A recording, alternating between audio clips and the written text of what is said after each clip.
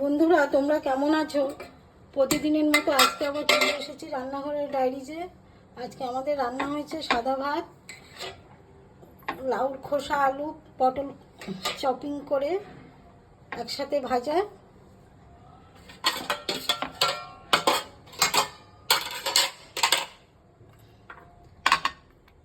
এই ভাজাটা দিচ্ছি।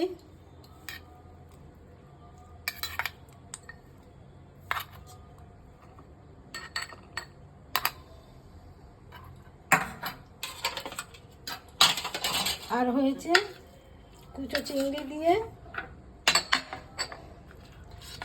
ইঁচড়,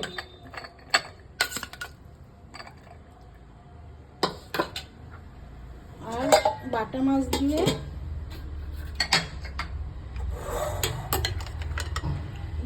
দিয়ে ডালের বড়ি দিয়ে লাউ দিয়ে ঝোল হয়েছে।